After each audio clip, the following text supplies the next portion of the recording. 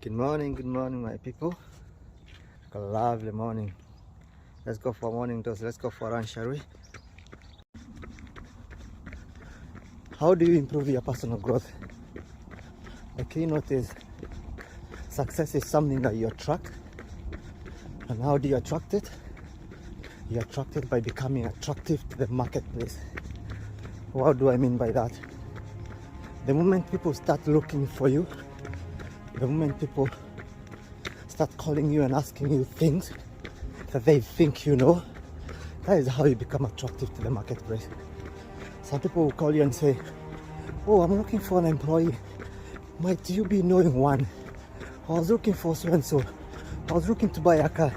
Do you know the best website or the best person I can buy it from? That is how you know you're attracting success. Because people can see your qualities, people can see what you have.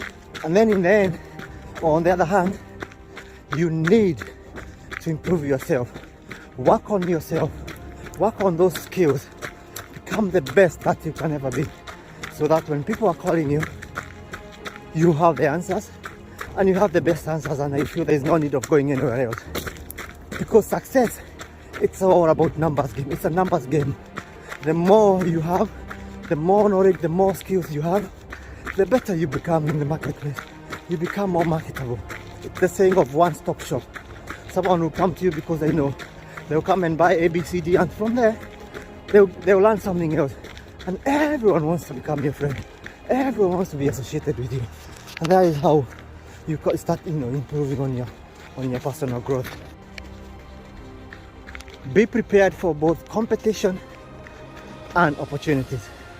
And you will only achieve this if you are very active, if you're interacting with the right people. So that demands selective listening, selective friends, selective acquaintances, because you cannot be friends with everyone and anyone, because you start having clutter. It's like if you go, those people who go to the shop and they start buying things just because they can.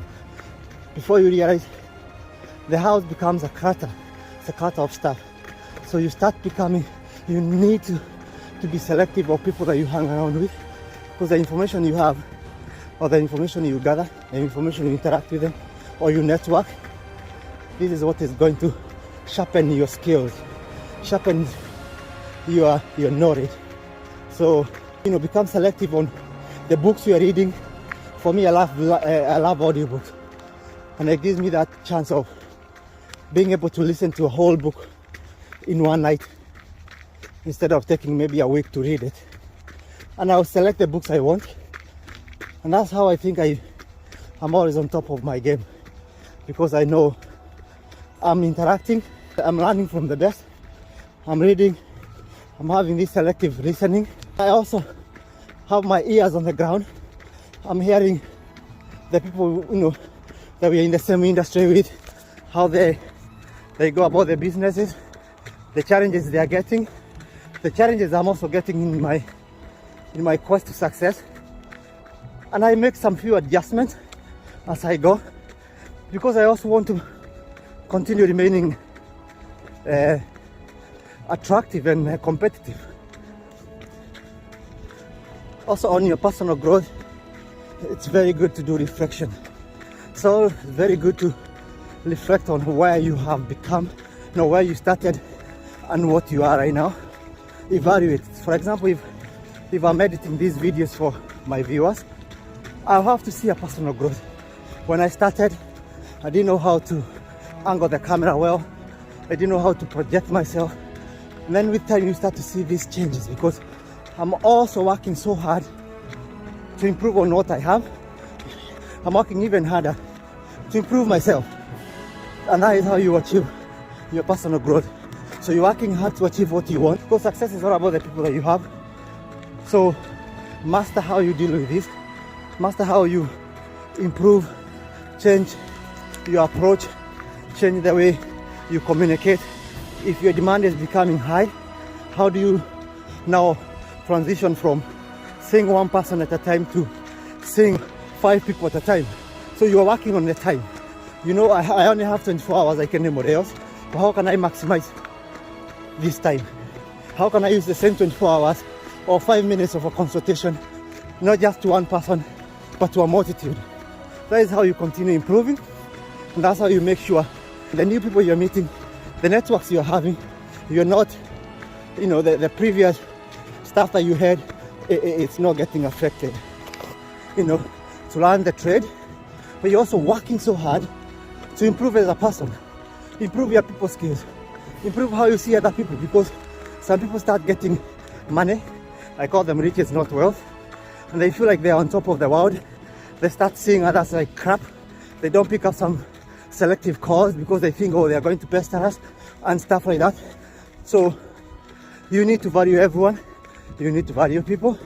And yes, I know that sometimes it gets to a level where time becomes very scarce. You find yourself, you don't have enough time for the demand the world is asking, but you need to learn how to manage it. So what's your philosophy of life? What do you think about life? Because each person's philosophy determines how much they earn, because those are the beliefs about life. You need to reevaluate that. You find people working so hard, but they are still getting peanuts that they started off with. And why is that? Because their philosophy is all wrong. Every time you're working so hard to get money, you have bad perception about money. You have bad perception about, where you want to go. And it will become so hard because it's almost you're forcing yourself to eat something that you don't really like. Your body will be rejecting it all along. And this is how life works, because it's all about subconscious mind. It's all about the energy that you don't see. So if your attitude or your subconscious, you've taught your subconscious, i.e. your philosophy, negative about ABCD, and then you continue to say, now I want to get that, and you haven't conditioned, you haven't programmed your subconscious mind, because you need to do that. That is where the growth starts, by reminding yourself, okay, my subconscious mind, this is what I knew last year, or I thought I knew, but I've changed. I've actually learned a new skill. I've actually learned, it's good to be rich, it's good to be wealthy, it's good to be nice to everyone, it's good not to hold grudge, it's good not to be malicious. And then you need to remind the subconscious mind, this is what I had said. So you call yourself, you reflect before you even go anywhere. And that is why you see, when you build a house, you finish building a house before you start building it. What do I mean by that? You go on the paper, you have a plan written down, you do your costing, you do everything before you even take the first tool to dig for the foundation. So you finished it on the paper before you start building it. And it's not the other way around. So this is what you need. You want to go on this successful journey, you sit down, don't procrastinate, because that's the difference. Don't take too long to sit down and trying to get a plan, get a move on, but also be mindful of where you're going. Have a plan, and once you have this plan, now you have a direction. My plan is to go north. This is you take the compass and you see the bearing to know this direction. Start walking there. It might be slow to start, but at least you're making progress. At least you're making progress to the right direction. And then with time, remember what I said about periodic reflection. So you take time, maybe every day you say, what have I achieved today, what have I done today? And this also improves your self-confidence, because every day I was meant to do this today, I was meant to call so these companies or these ABCD tasks, and I've finished them. It improves your confidence, because your goal is a step to you achieving it. So start doing these things, start making progress, but at the same time make sure whatever you have something written down, so that it means you're not swayed by the wind.